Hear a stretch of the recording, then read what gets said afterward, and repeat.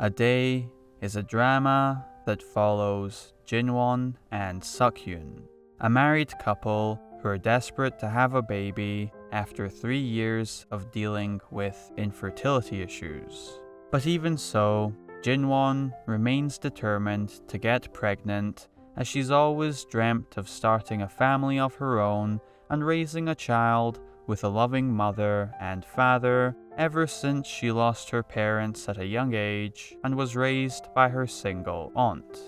It's a fairly straightforward premise on the surface, and initially the subject matter is approached rather lightly and playfully to circumvent the frustrations and disheartening nature surrounding the situation, which works to introduce us to this couple and their story and build an emotional connection and a sense of mutual desire among the audience as to anticipate some good news on the horizon. So when this day finally comes and we learn that Jinwon has become pregnant despite the unlikely circumstances, there's an overwhelming sense of pure joy that emanates from the screen, with a contagious depiction of happiness that left a big smile on my face as I was really enjoying what was on offer and where this movie was headed.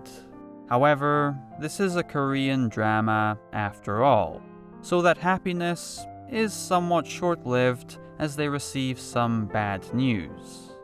Now, I'm not going to say what it is, but what comes with this bad news essentially takes a pretty light-hearted drama and significantly transforms it into an incredibly touching and emotionally mature journey. Because we already know how much they've overcome just to get to this point. And Jinwon had even accepted that if she didn't get pregnant this time, then she would give up on her dreams of being a mother. So to now have to face this turn of events after what appears to be a miraculous pregnancy honestly feels incredibly cruel and heartbreaking. But the movie navigates the ideas in relation to this bad news in such a delicate and thoughtful manner. And this is one of the biggest strengths of the movie and the story being told, because while it was very enjoyable to watch this couple be happy and get excited for their future child, the way the drama develops incrementally over the second half of the movie is rather astounding,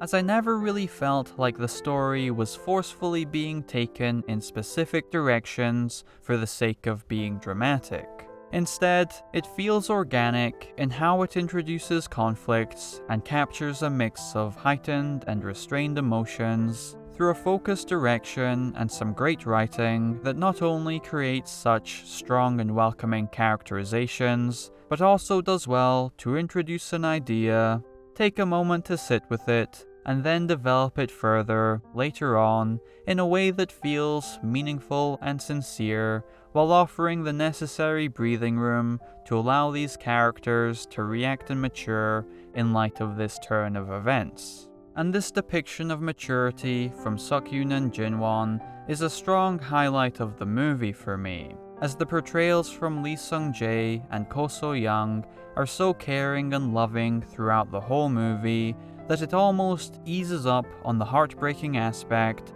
and provides more of a comforting and tender response that makes it so captivating to watch, with perhaps the best performances I've seen from Lee Sung-Jae and Ko So-young. It all comes together to deliver an emotionally impactful and heartfelt movie that quickly wrapped me up in the warmth of this couple and their joy, only to then crush my spirits entirely and go on to repeatedly touch my heart until the credits rolled, with an incredible ending that resonated with me a lot and succeeded in making me a bit teary-eyed.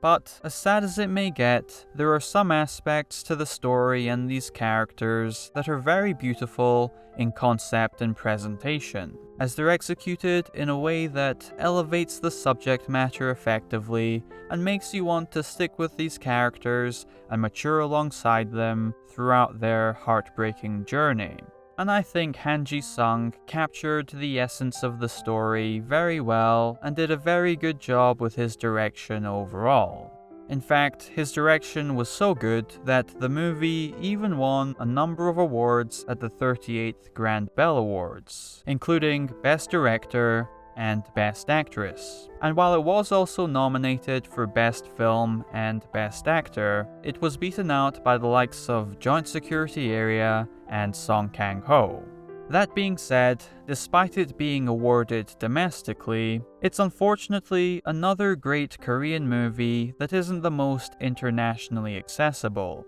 and as a result, it doesn't appear to have gotten much international attention either. For example, at the time of this recording, the movie only has 90 ratings on IMDb over 20 years later. So, with that in mind, it might be difficult to find a copy of this movie, and it's another one that I had to import directly from Korea. But I think it's worthwhile to try and track this down if you can, and I would highly recommend watching this movie.